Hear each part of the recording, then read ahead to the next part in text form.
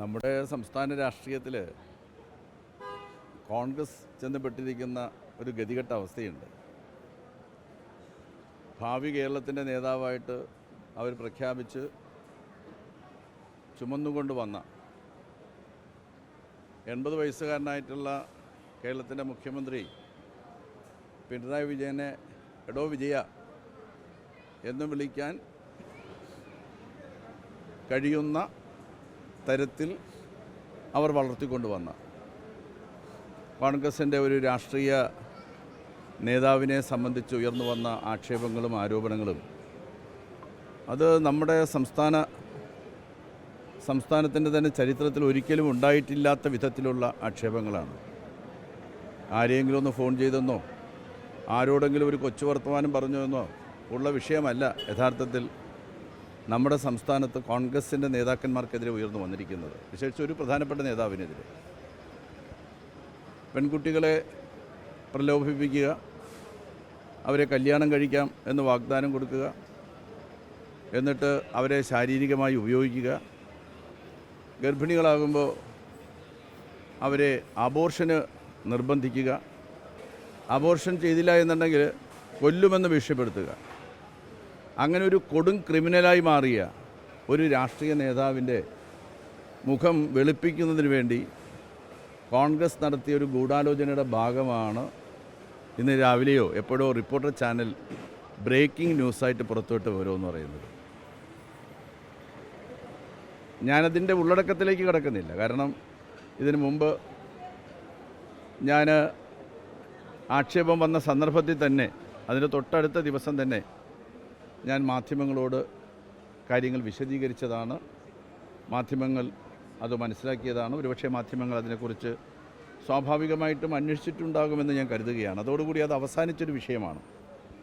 കഴിഞ്ഞ 8-10 വർഷക്കാലമായിട്ട് നമ്മുടെ സംസ്ഥാനത്ത് ചില ഓൺലൈൻ മാധ്യമങ്ങൾ അവയെ ഉപയോഗപ്പെടുത്തിക്കൊണ്ട് വ്യക്തിഹത്യ നടത്തുന്നതിന് വേണ്ടി നടന്ന പരിശ്രമങ്ങളെ ഞാനങ്ങ് അവഗണിച്ച് തള്ളുകയാണ് ഉണ്ടായിട്ടുള്ളത്. കാരണം എന്നെ സംബന്ധിച്ച് അതിൻ്റെ പിന്നാലെ പോകേണ്ടതായിട്ടുള്ളൊരു കാര്യമുണ്ടെന്ന് എനിക്ക് തോന്നിയിട്ടില്ല. 2021 തെരഞ്ഞെടുപ്പ് കാലത്ത് രാഷ്ട്രീയം പറയാനൊന്നും പരിശ്രമിക്കാതെ യഥാർത്ഥത്തിൽ എൻ്റെ തെരഞ്ഞെടുപ്പ് എതിരാളികൾ എന്നെ വ്യക്തിഹത്യ നടത്തുന്നതിന് വേണ്ടിയിട്ടാണ് പരിശ്രമിച്ചത്. പക്ഷേ എൻ്റെ മണ്ഡലത്തിലെ ജനങ്ങൾക്ക്, ഈ നാട്ടിലെ ജനങ്ങൾക്ക് കഴിഞ്ഞ 10-50 വർഷക്കാലമായിട്ട് അവരോടൊപ്പം ജീവിക്കുന്ന ഒരാളാണ് ഞാൻ. അവർക്ക് എന്നെ നന്നായിട്ടറിയാം.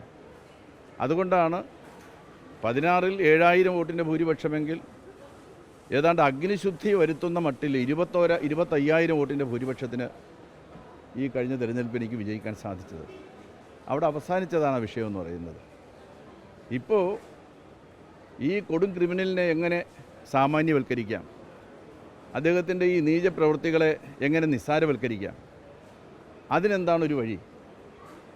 അതിന് സാധാരണഗതിയിൽ ഈ കാലം അത്രയും തന്നെ ഇത്തരം വിഷയങ്ങളെ നമ്മുടെ പൊതുമാധ്യമങ്ങൾ, മുഖ്യധാര മാധ്യമങ്ങൾ എടുത്തിരുന്നില്ല. ചില ഓൺലൈൻ മാധ്യമങ്ങളും അതുപോലെ തന്നെ ചില മഞ്ഞ മാധ്യമങ്ങളെയൊക്കെ ഉപയോഗപ്പെടുത്തിക്കൊണ്ട് എങ്ങനെ വ്യക്തിഹത്യ നടത്താൻ വേണ്ടി പറ്റുമെന്ന് പരിശ്രമിക്കുകയായിരുന്നു ഉണ്ടായിരുന്നത്. അതുകൊണ്ട് തന്നെ നമ്മളതിനെക്കുറിച്ച് ഒന്നും തന്നെ പറയാനേ പോയിട്ടില്ല, ചിന്തിക്കാനേ പോയിട്ടില്ല. പക്ഷേ ഇത് ഗൗരവമുള്ള വിഷയമായിട്ടാണ് ഞാൻ കാണുന്നത്. ശക്തമായിട്ടുള്ള നിയമ നടപടി, എണ്ണി മറുപടി പറയിക്കുന്ന നിയമ നടപടിയിലേക്ക് നീങ്ങുക തന്നെ ചെയ്യും. ഞാനത് ആലോചിച്ച് കഴിഞ്ഞിട്ടുണ്ട്. നാളെ തന്നെ അതിനാവശ്യമായിട്ടുള്ള നടപടികൾ സ്വീകരിക്കും. ഇങ്ങനെയൊന്നും തന്നെ കുറച്ച് ആളുകളെ തേജോവധം ചെയ്തുകൊണ്ട് കോൺഗ്രസ് അകപ്പെട്ടിരിക്കുന്നതായിട്ടുള്ള ഒരു അപമാന വൃത്തത്തിൽ നിന്ന് കോൺഗ്രസ് രക്ഷപ്പെടാൻ വേണ്ടി പറ്റുകയില്ല. ഒരു കൊടും ക്രിമിനലാണ്. സാധാരണഗതിയിൽ നമ്മുടെ നാട്ടിൽ കേട്ടിട്ടുള്ളതുപോലെ കാര്യങ്ങളല്ല നമ്മൾ കേൾക്കുന്നത്. ചില മാധ്യമ പ്രവർത്തകർ തന്നെ ഈ ക്രിമിനലിന് ഇരയായി എന്നാണ് ഞാൻ മനസ്സിലാക്കുന്നത്. മാധ്യമ പ്രവർത്തകർ, അതൊരു നിസ്സാരമായിട്ടുള്ള കാര്യമാണോ?